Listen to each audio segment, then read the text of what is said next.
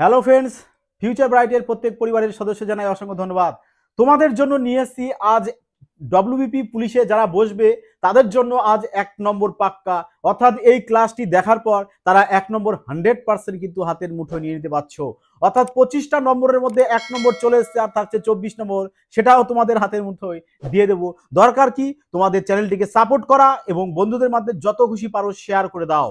চলো, এবার বলেছে দেখো কোশ্চেন কি, যে টাইপের তোমাদের একটা থাকবেই বলছি এক্সামে, অর্থাৎ 1 নম্বর তোমরা আজ পাচ্ছ। প্রশ্ন বলেছে যে 6700 এর সঙ্গে কোন ক্ষুদ্রতম সংখ্যা যোগ করলে যোগফল পূর্ণ বর্গ হবে। এটাও কিন্তু তোমাদের ডব্লিউবিপি এসআই 2013 সালের কিন্তু প্রশ্ন। তার প্রতিবার কিন্তু তোমাদের এই টাইপের কোশ্চেন কিন্তু একটা এক্সামে আসেই, এর জন্য এই টাইপের প্রশ্নটা ভেরি ভেরি ইম্পর্টেন্ট প্রশ্ন। অর্থাৎ একটা কিন্তু তোমাদের থাকবেই। আর এক্সামে যদি আসে কিভাবে কয়েক সেকেন্ডের মধ্যে ইউ ম্যাথ সলভ করতে পারো তার ফুল টেকনিক তোমাদেরকে দেখিয়ে দেব। দেখো, ফিউচার ব্রাইট মানেই কিন্তু সেকেন্ড, মাথায় মনে রাখবাম। অঙ্ক করতে লাগে 3 সেকেন্ড, অনলি 3 সেকেন্ড, এর বেশি লাগার কোনো প্রশ্ন নেই। চলো, প্রথম অপশন এতে দেখো কি বলেছে, বলেছে 24। অপশন বিতে বলেছে কত আমাদের 32। অপশন সিতে বলেছে কত আমাদের 40। অপশন ডিতে বলেছে কত আমাদের 48। আর প্রশ্নে বলে দিয়েছিল যে 6700 এর সাথে কোন সংখ্যা যোগ করলে, মানে এর সাথে কোন সংখ্যা যোগ করলে এই পুরো যোগফলটা একটা পূর্ণ বর্গ সংখ্যা হবে। তাহলে এখানে একটু লজিক খাটাও। পূর্ণবর্গ বলতে যেমন ধরো 16 একটা পূর্ণবর্গ সংখ্যা, কারণ 16 কি করা যাবে, বর্গমূল করা যাবে। 25 একটা পূর্ণবর্গ সংখ্যা, 64 পূর্ণবর্গ সংখ্যা, 100 পূর্ণবর্গ সংখ্যা। বুঝতে পারছো কোনটা পূর্ণবর্গ সংখ্যা যার বর্গমূল সম্ভব? তাহলে এবার বলো এর সাথে এই 4টে অপশনের মধ্যে কোন অপশন, দেখো আগে বেসিক বলো, শোনো। সবাই কি করবে, এটাকে কি করবে, বর্গমূল করা শুরু করে দেবে, তাই না? মোটেও সব করবে না। তোমরা কি করবে, শর্ট পদ্ধতি। তোমরা বলো এর সাথে এমন এই 4টে অপশন দিয়েছে না, তাহলে 6700 সাথে বলেছে এর সাথে 4টে অপশনের মধ্যে কোন সংখ্যাটা যোগ করলে যোগফল একটি পূর্ণ বর্গ হবে। তাহলে আমরা কি করব, অপশন ধরে ডাইরেক্ট টেস্ট করব। অপশন ধরে ডাইরেক্ট টেস্ট করব আর দেখব যে কোনটা পূর্ণ বর্গ সংখ্যা হয়। বলো, যদি আমি অপশন ডি এর সাথে যোগ করি তাহলে কত চলে আসবে আমাদের, অপশন তাহলে চলে আসবে 6748। তাহলে তোমরা বলো, কারো বর্গের শেষে কি 8 থাকলে, কোনো সংখ্যার শেষে 8 থাকলে তার বর্গমূল করা যায় না, এটা তো তোমরা অবশ্যই জানো। তা যারা জানো না তারা কিন্তু অবশ্যই খাতায় লিখে নাও, যদি কোনো সংখ্যার শেষে সিঙ্গেল 0, 2, 3, 7, 8 এটা থাকে তাহলে তার বর্গমূল করা সম্ভব নয়। বোঝা গেল? তাহলে তার বর্গমূল করা সম্ভব নয়। তাহলে এবার দেখো শেষে কত আছে 8, তার মানে এটা যদি এর সাথে যোগ করা হয় বর্গমূল করা যাবে না, তাহলে এটাকে কেটে দাও। তাহলে বলো এবার এর সাথে যদি আমি এই যে 6000 সাথে যদি 40 যোগ করি তাহলে শেষে কত চলে আসছে আমাদের, শেষে চলে আসবে একটা সিঙ্গেল 0। তাহলে শেষে যদি সিঙ্গেল 0 আসে তারও বর্গমূল করা সম্ভব নয়।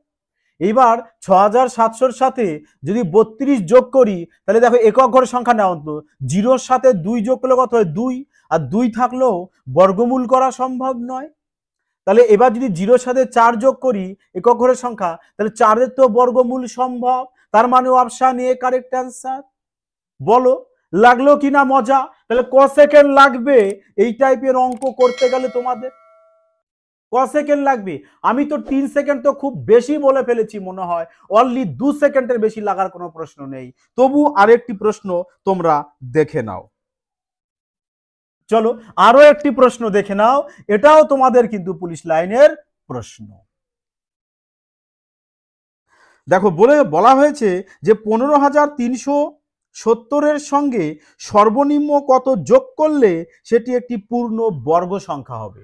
অপশানে তোমাদের রয়েছে ধরো 6, অপশান বিতে রয়েছে 7, অপশান সিতে রয়েছে 2, অপশান ডিতে রয়েছে 8।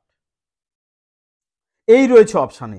বলা হয়েছে যে 15370 এর সাথে কত যোগ করলে এই যে যোগফলটা পাবো, এই যোগফলটা একটা পূর্ণবর্গ হয়, তার মানে এটা একটা বর্গমূল করা যাতে সম্ভব, তাই না? তাহলে তোমরাই বলো, এর লাস্ট ডিজিট ধরবো আমরা, ধরো লাস্ট ডিজিট কত আছে, 0। বলো 0-র সাথে যদি 8 যোগ করি শেষে কত চলে আসবে, তাহলে আমাদের 78 চলে আসবে না? তাহলে তোমরা বলো, কারো বর্গের শেষে কি 78 আছে? নেই। আরে তো আমরা জানি যে কারোর শেষে 8 থাকলে তার বর্গমূল করা সম্ভব নয়। তাহলে এটাকে কেটে দাও।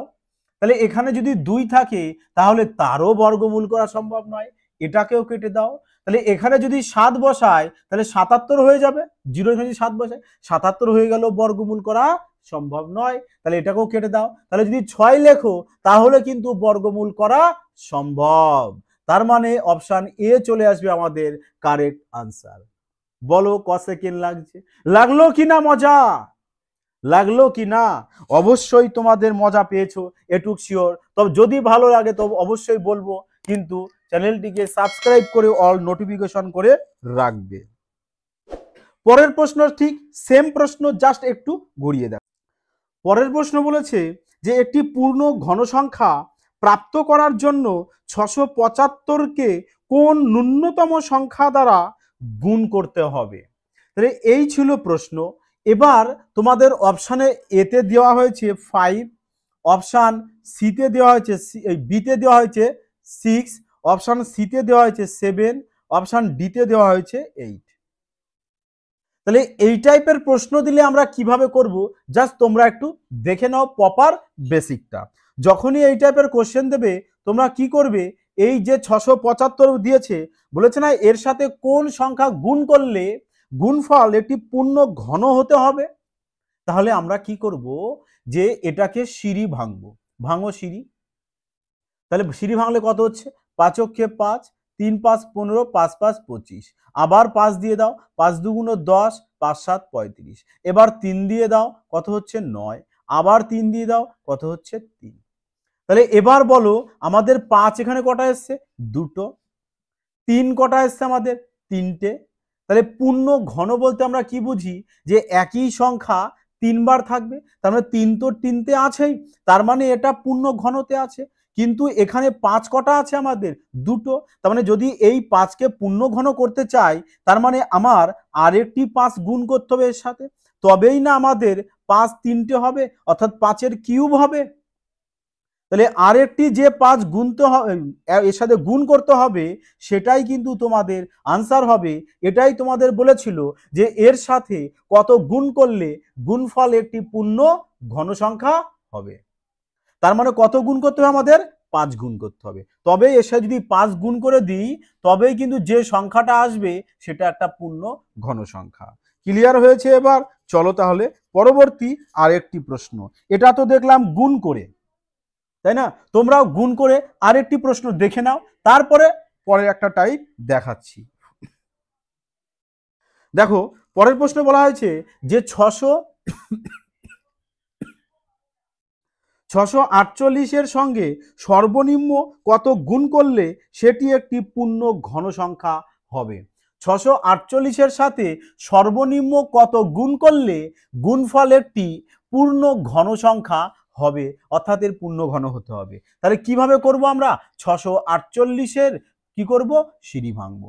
তাহলে ভাঙো, দেখো কত হবে, কত হবে আমাদের পূর্ণ ঘন করতে গেলে। আচ্ছা তোমরা এটা নিজেরা করো, হ্যাঁ, এটা তোমাদের হোম টাস্ক বা হোমওয়ার্ক থেকে যাচ্ছে, তোমরা এটা নিজেরা করে অবশ্যই কিন্তু কমেন্টে জানাবে। তো চলো আমি পরবর্তী আরেকটি প্রশ্ন তোমাদেরকে বলছি। দেখো বলা হয়েছে যে সবচেয়ে ছোট কোন সংখ্যা 3600-কে বিভাজিত করলে একটি পূর্ণ ঘন সংখ্যা হবে। তাহলে এবার জানলাম কি, ভাগ করা দিয়ে। বলেছে সবচেয়ে ছোট কোন সংখ্যা 3600-কে ভাগ করলে এটি কি হবে, পূর্ণ ঘন সংখ্যা হবে। তাহলে আমরা কি করবো এই টাইপের ক্ষেত্রে, 3600-কে সিঁড়ি ভাঙবো। তাহলে ভাঙো সিঁড়ি। তাহলে যদি 2 দিয়ে দিই তাহলে কত হয়ে যাচ্ছে আমাদের, 1800, আবার 2 দিয়ে দাও, এবার ডাইরেক্ট 3 দিয়ে দাও, আবার 3 দিয়ে দাও, যতটা পারো ছোট করে দাও। তাহলে এবার 5 দিয়ে দাও, আবার 5 2। তাহলে বলো এখানে 2 কটা এসছে আমাদের? দুটো। 3 কটা এসছে আমাদের? আচ্ছা 2 এখানে দুটো, 2 এখানে দুটো, তার মানে 2 টোটাল এসছে আমাদের 4টে। আর 3 এসছে দুটো, 5 এসছে কটা? দুটো। তাহলে পূর্ণ ঘন বলতে আমরা কি বুঝি? এই দেখো এখানে কিন্তু 2 পূর্ণ ঘনতে আছে, তার মানে এখানে 2 তো টোটাল 4টে আছে, তার মানে এটাকে আমরা কি করব? ভেঙে লিখব। 2 3টে আর 2 একটা, তার মানে একটাকে পূর্ণ ঘনতে রাখলাম আর একটা 2 পূর্ণ ঘনতে যাবে না। প্লাস পরেরটা করো আবার সিম্পল, যা আছে তাই রেখে দাও। তাহলে এবার দেখো, তাহলে এবার কি করব আমরা, যে এই 2 একা আছে পূর্ণ ঘনতে, বাকি কিন্তু এগুলো একটাও পূর্ণ ঘনতে নেই। তাহলে কি করবো? ডাইরেক্ট আমরা এবার এগুলোর কি করব? গুণ করে দেবো। তাহলে 2 এর পাওয়ার 1 মানে কত হয়? 2 হয়। 3 এর পাওয়ার 2 মানে কত হচ্ছে? 9। আর 5 এর পাওয়ার 2 মানে কত হচ্ছে আমাদের? 25। তাহলে 25 দুগুণ 50 ইন্টু 9 450। তার মানে এই 3600 একে যদি তুমি 45 দিয়ে ভাগ করো, তাহলে যেটা আসবে সেটি একটি পূর্ণ ঘন সংখ্যা। তাহলে এই টাইপের কোশ্চেন এই 3 রকমই দিতে পারে, একটা যোগ করে, একটা গুণ করে, আর একটাই ভাগ করে। তাহলে 3টে টাইপই তোমাদেরকে দেখিয়ে দিয়েছি। আশা করি তোমরা বুঝেছো, এবং যদি তোমাদের ক্লাসটি ভালো লাগে বলবো আর একবার, বন্ধুদের মধ্যে কিন্তু শেয়ার করতে ভুলো না। যাই হোক বন্ধুরা, সুস্থ থাকো, ভালো থাকো, সিলেকশন এবার নিশ্চিত।